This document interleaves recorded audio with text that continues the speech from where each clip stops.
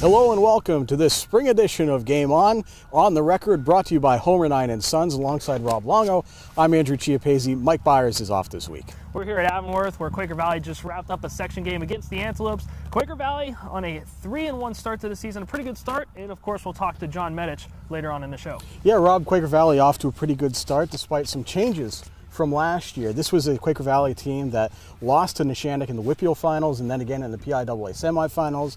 They lost Tyler Garby, who initially committed to Akron, now at Pitt because Akron's program folded. A couple of other key players, but they brought a lot back. So it's an interesting comparison to see where this team, without Todd Goebel as coach now, who left for his alma mater Moon, is still doing pretty well considering they brought a few key pieces back. No, and again, only 3 seniors graduated from last year. Rattled off 10 straight wins to start off the season last year before losing 4 of the last 6. Kind of stumbled into the playoffs a little bit, but then, was able to make another run in the playoffs. Once again, lost to Neshannock in the WPIAL finals, and then lost in the state semifinals to, once again, Neshannock, who, oh, by the way, was the WPIAL and the state champ last season. But again, it's all about getting off to a hot start. 3-1, not bad.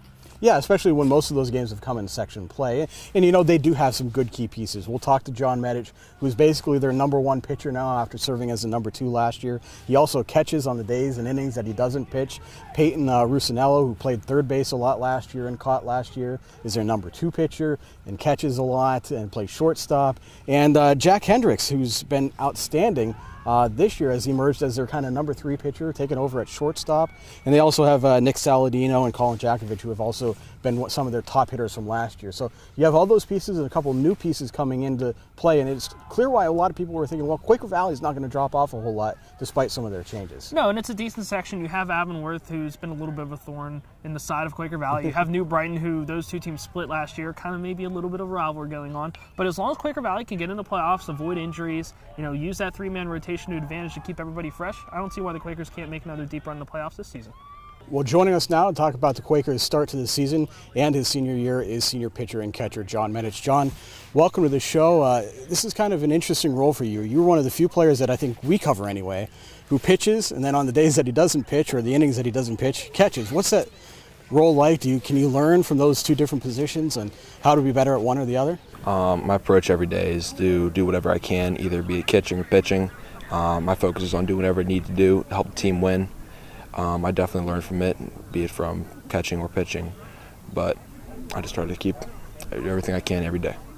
John, obviously not the result you wanted today, but how important is it to get off to a good start year in and year out? Last year you guys won the first 10 games. What's it like to get off to a good start and have that in the back of your mind?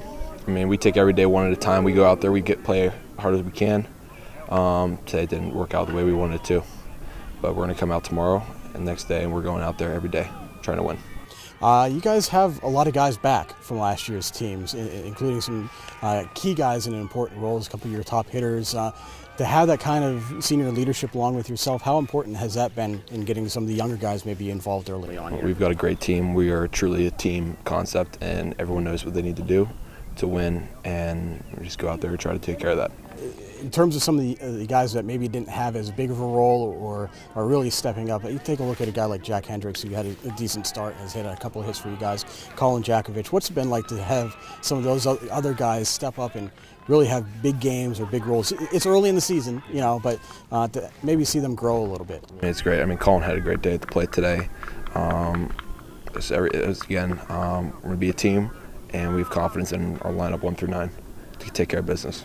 Well, that does it for this edition of Game On the Record. You can check out our Facebook page for anything you might have missed all throughout the week. Check back at timesonline.com throughout the week for updated stories, stats, photos, and of course, post-game video.